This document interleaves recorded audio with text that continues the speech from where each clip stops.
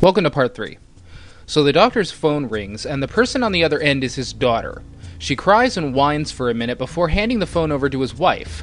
Instead of asking how or where he is, she asks him if Adam is with him. He replies yes, and she informs him not to trust him or believe his lies. Now, I want to point out real quick that the wife has absolutely no idea that the doctor is being held captive right now, a fact that we will learn at the end of this film. So, what exactly made her think that Adam would be with him? A wizard only knows.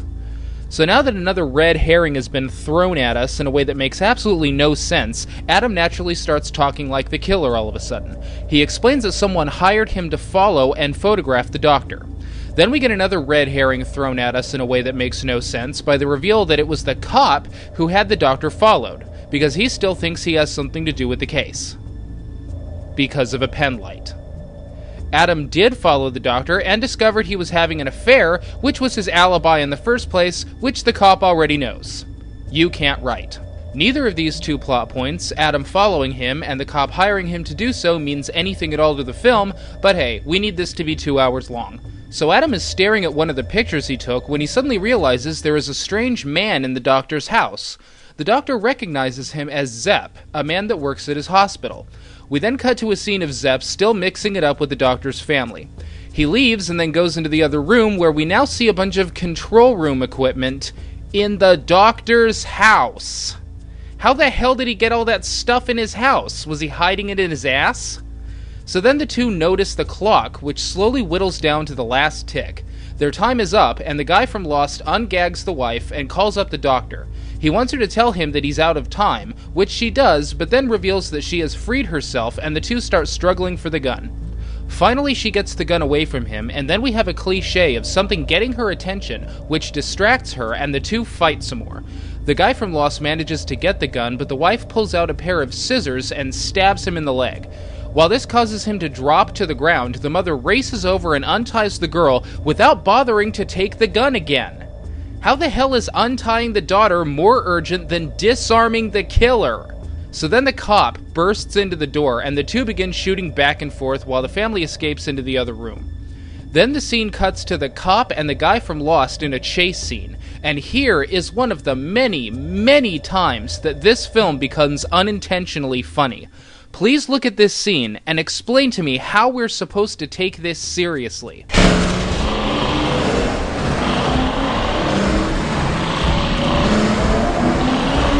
Whose stupid idea was it to speed up the camera during this scene? That's what you do in a parody, not in a serious chase. This looks like it could have been right out of Hot Shots or Airplane. It's completely laughable. I can't even believe they bothered to have serious background music during this scene. Personally, I think more appropriate music would have been...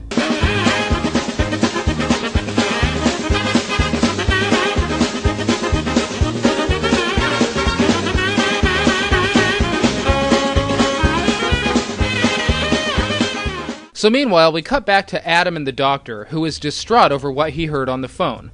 The phone rings again, but of course it's just out of reach, making it unable for him to answer it. Then we finally reach the obvious climax of these two characters. Oh no, what are we gonna do, man?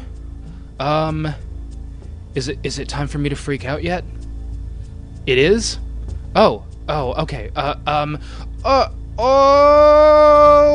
gonna freak out! Time to cut my foot off!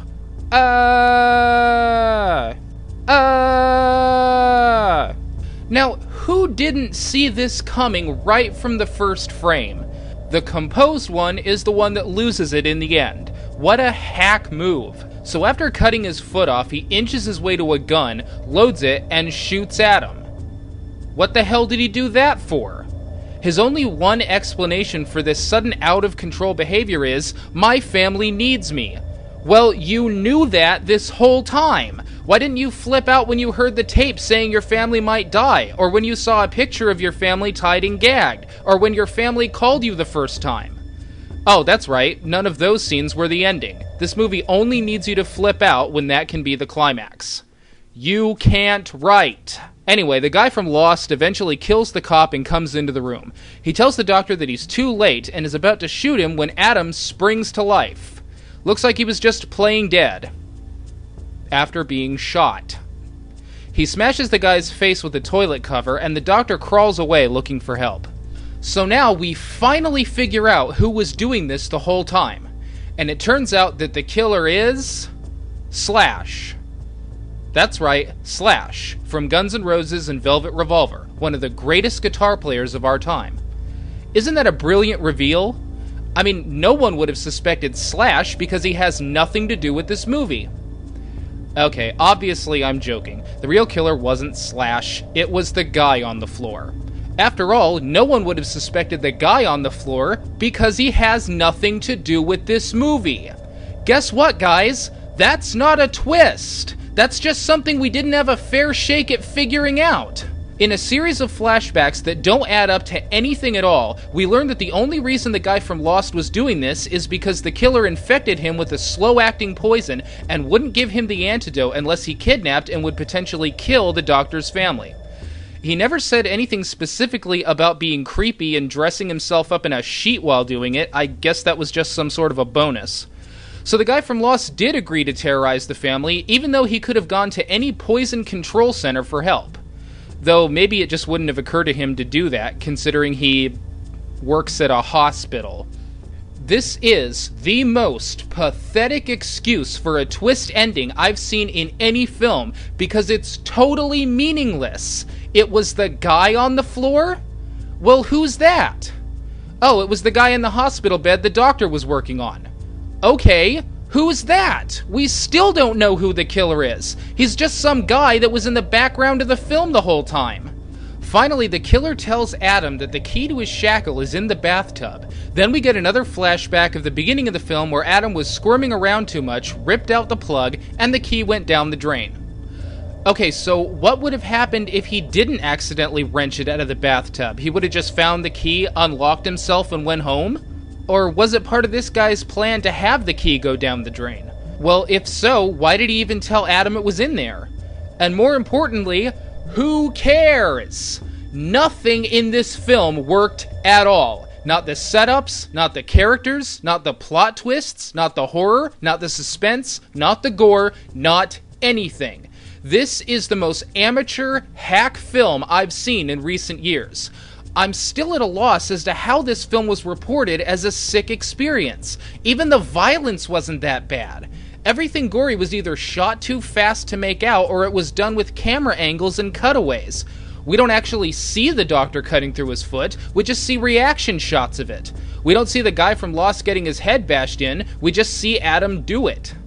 Hell, I don't even know why this deserved an R rating. Starship Troopers was more graphic than this. A lot more. This isn't a complaint by any means. I'm not saying the film would have been better if it was more graphic. What I'm saying is, even the selling point didn't work. No one should ever hate this film because it was sick. You should only hate it because it was stupid. I feel very safe in saying that this was the stupidest film I've ever seen in my life. And I've seen Geely, the end.